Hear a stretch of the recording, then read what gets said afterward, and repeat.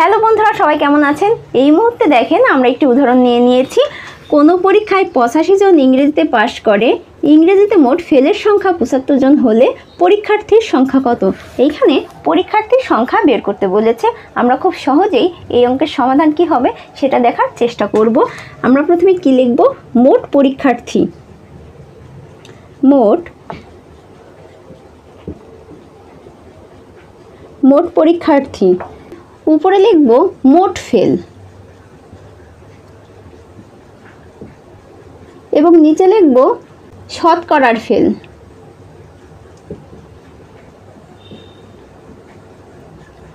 গুণ করব 100 দিয়ে। এবার আমরা দেখি মোট ফেল কতজন।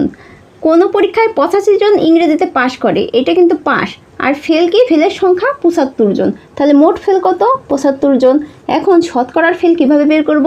দেখেন শতকরায় কিন্তু 85 জন পাশ করেছে, তাহলে এই 100 থেকে যদি 85 আমরা বিয়োগ করি তাহলে কত থাকে?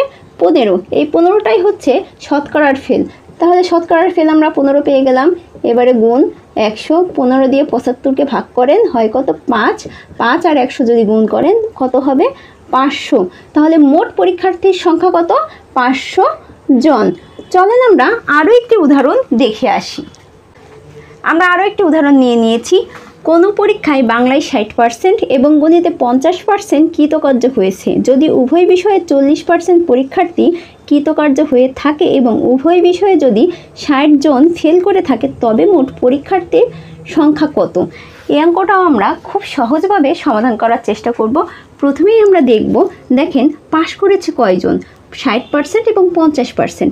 এই 60% এবং 50% প্রথমে যোগ করব এবং মোট পাশ করেছে কয়জন? 40%। এই 40%টা বিয়োগ করব। এই 60 এবং 50 কিন্তু আলাদাভাবে পাশ করেছে, এই জন্য এই দুটো যোগ, এবং এই 40%টা এই বাংলা এবং গণিতে দুইটি বিষয় মিলে পাশ করেছে, এর জন্য এটা বিয়োগ। এবারে এই দুটো যোগ করলে কত হয়? 110, আর 40 বিয়োগ করব। 40 বিয়োগ করলে কত হয়? 70। এই 70টা কি? 70 হচ্ছে ফেলের পরিমাণ, কিন্তু এখানে দেওয়া আছে উভয় বিষয়ে যদি 60 জন ফেল করে, তাহলে মোট ফেল কিন্তু আমাদের দেওয়া আছে। এবারে আমরা কি লিখব? মোট পরীক্ষার্থী। মোট পরীক্ষার্থী সমান উপরে যাবে মোট ফেল, মোট ফেল, আর নিচে আসবে শতকরার ফেল।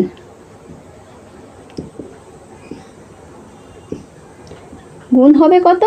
100। এবারে আমরা মোট ফেল কত আছে, এই যে দেখেন মোট ফেল উভয় বিষয়ে ফেল কতজন? 60 জন দেওয়া আছে। শতকরার ফেল, এইখানে একটা ফেল দেখানো হয়েছে, এটা কিন্তু শতকরার ফেল না। শতকরার ফেল কত? 100 থেকে যেই ফেলটা বাদ যাবে, 100 থেকে 70 বাদ গেলে কত থাকে? 30 থাকে। এই 30টাই হচ্ছে শতকরার ফেল। তাহলে শতকরার ফেল আমরা কত পেলাম? 30। গুণ করব কত দিয়ে? 100 দিয়ে। এবারে এই শূন্য কাটেন, এই শূন্য কাটেন। এই 3 দিয়ে 6কে যদি আপনি ভাগ করেন 2 হয়। এইখানে 20 আর এইখানে 10, 20 আর 10 গুণ করলে হয় 200। তাহলে মোট পরীক্ষার্থী কতজন? 200 জন।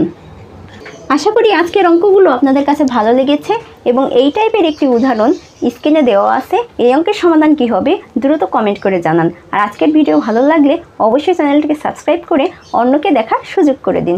সবাই ভালো থাকবেন, সুস্থ থাকবেন।